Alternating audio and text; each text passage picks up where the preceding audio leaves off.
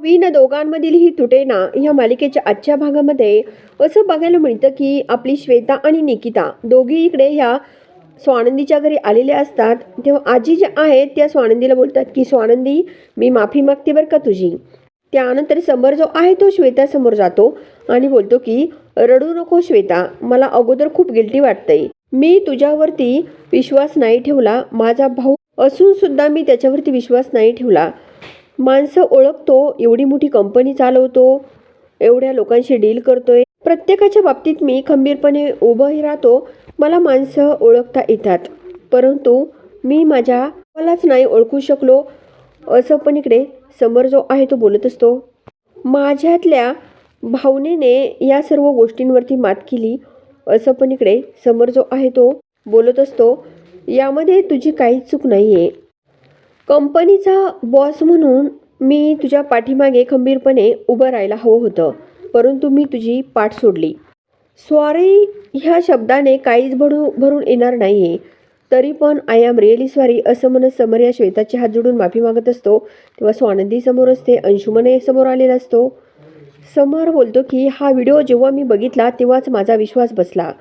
माझा भाऊ जो आहे तो एवढं नीच विकृत वागू शकतो हे मला व्हिडिओ बघितल्यानंतरच समजलं, असं पण इकडे समर बोलत असतो. त्याच्या चुका ज्या आहे त्या मला समोर आल्यावरच कळल्या, असं पण समर बोलत असतो. तेव्हा श्वेता बोलते की नाही सर, प्लीज असं काही नाहीच आहे, तुम्ही खूप चांगले बॉस आहेत, तुमच्या हाताखाली काम करणं हा खूप एक्सपिरियन्स आहे आम्हाला. समर बोलतो की यामुळे माझ्या चुका नाही दिसत, तुला खूप त्रास झाला ह्या गोष्टीचा, त्यामुळे पुन्हा एकदा मी तुझी हात जोडून माफी मागतो, असं पण इकडे समर जो आहे तो श्वेताला बोलतो.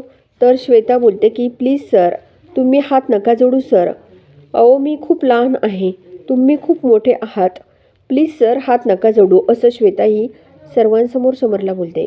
नंतर इकडे समर जो आहे तो ह्या श्वेताला बोलतो की इथून पुढे मी तुझा बॉस म्हणून तुझ्याकडे बघणार नाही आहे, आमच्या आधिरासारखीच आहे शेवटी तू, मी अगदी तुला माझ्या आधिरासारखंच सांभाळणार आणि एक तुझा भाऊच म्हणून मी कंपनीत वावरणार, असं पण इकडे समर जो आहे तो श्वेताला बोलतो. श्वेता थोडी खुश होते, आजी हसतात.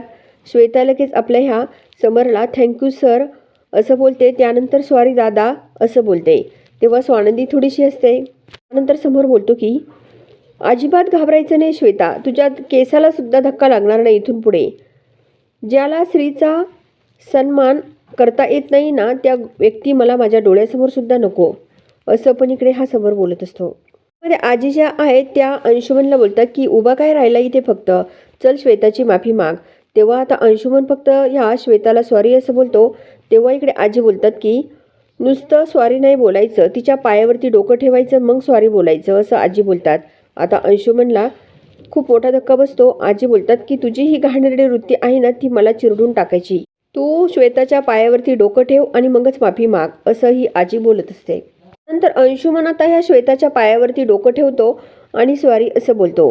तेव्हा इकडे आजी खूपच खुश होतात आणि हा समर जो आहे तो सुद्धा आता अंशुमनकडे खूप रागाने बघतो. त्यानंतर समर बोलतो की श्वेता, उद्यापासून तू ऑफिस जॉईन कर, सर्व काही पूर्वीसारखं सुरू होईल, इथून पुढे ऑफिसमध्ये तुला एक शब्दाने कुणी बोलणार नाही, असं समर बोलत असतो.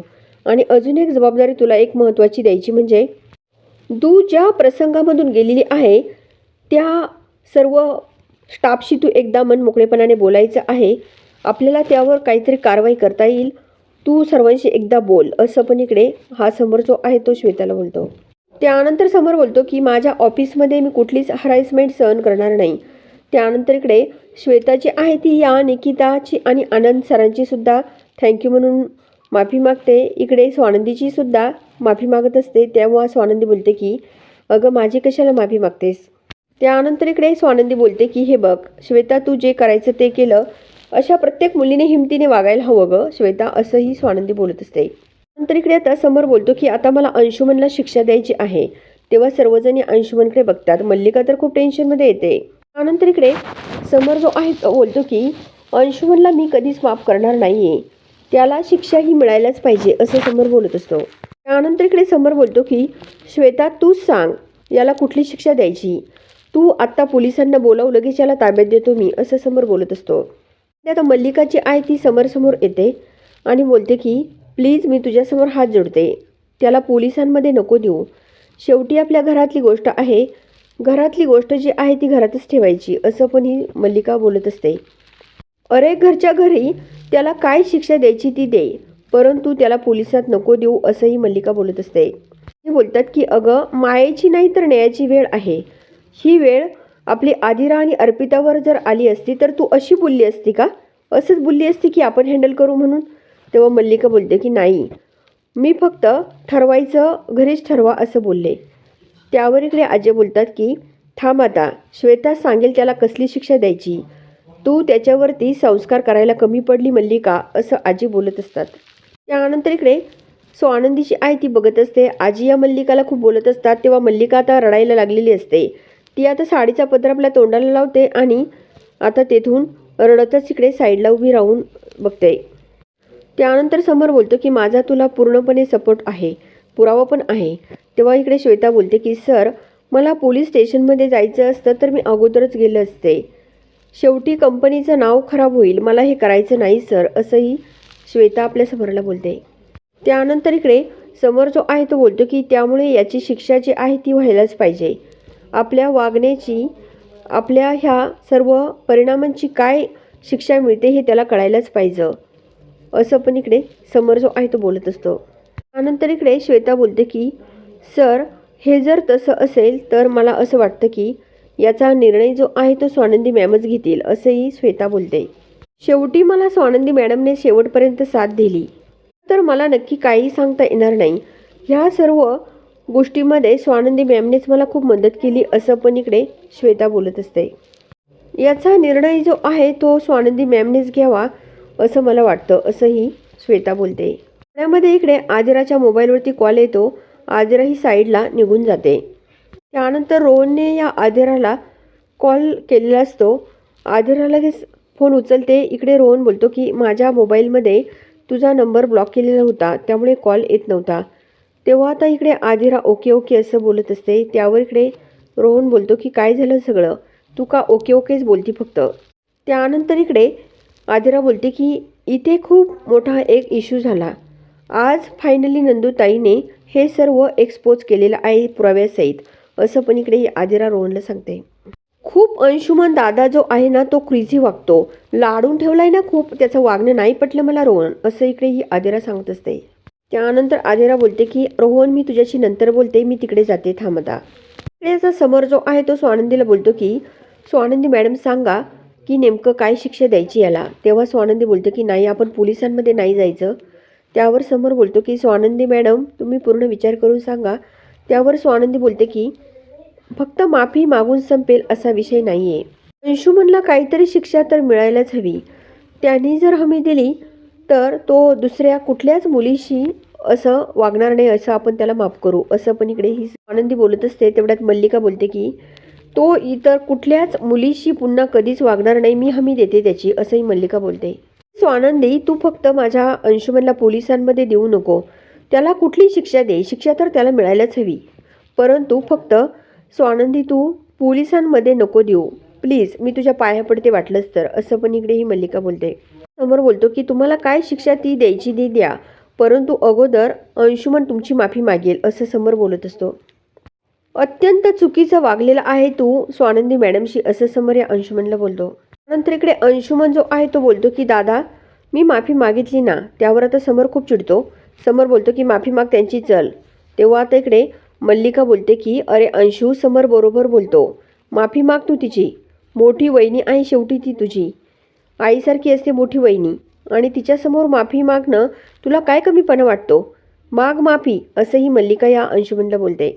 अंशुमन जातो आणि ह्या आपल्या स्वानंदीसमोर जाऊन बसतो आणि आता स्वानंदीकडे तो एकदा पुन्हा चांगलं बघतो आणि लगेच हात जोडतो आणि बोलतो की स्वानंदी वहिनी माझी चूक झाली, सॉरी, असं पण इकडे हा अंशुमन बोलत असतो.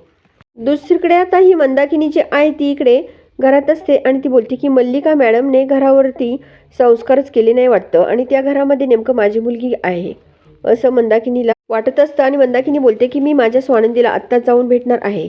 तेव्हा इकडे बाबा लगेच बोलतात की जाऊ दे तिला रोहन, नको हाडू, जाऊ दे तिला, कुठे जायचं तिकडे. आता जर तिला त्या घरी जायचं असेल तर पुन्हा या घरात यायचं नाही. आता जर ह्या घराचा उंबरठा ओलांडला तर ह्याचे दरवाजे तिच्यासाठी पुन्हा बंद होतील असं बाबा बोलतात.